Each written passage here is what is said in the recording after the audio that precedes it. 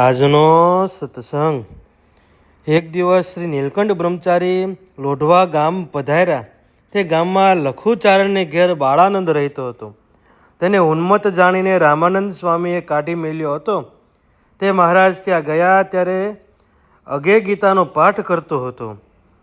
તેણે મહારાજને દેખી નમસ્કાર કર્યો અને કહ્યું, આવો પધારો મહારાજ. ત્યારે મહારાજે ત્યાં જઈને ઉતારો કર્યો ને તે પાસે બેઠા.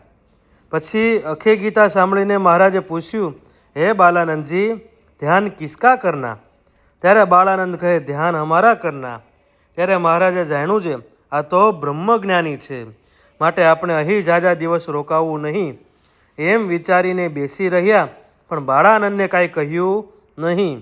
પછી રાત્રે રામાનંદ સ્વામીએ આવી બાળાનંદને 4 સોટીઓ મારીને કહ્યું છે, અહીં બ્રહ્મચારી આવ્યા છે તેને તે તારું ધ્યાન કરવાનું કેમ કહ્યું? તું તો જીવ છો ને ધ્યાન તો ભગવાનનું જ થાય ને એ આવ્યા છે તે પોતે ભગવાન છે. માટે સવારે ઉઠીને 5 દંડવત કરજે ને લખુને પણ કહેજે છે એમને જવા ન દે ને સેવા કરે.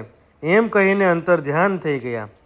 પછી સવારે મહારાજ ઉઠ્યા ત્યાં તો બાળાનંદે આવીને મહારાજને 5 દંડવત કર્યા ને કહ્યું, મહારાજ, ધ્યાન તો ભગવાનનું થાય ને મેં મારું ધ્યાન કર્યાનું કહ્યું, તે અપરાધ માફ કરો. ત્યારે મહારાજ કહે, તમારા અપરાધ માફ છે.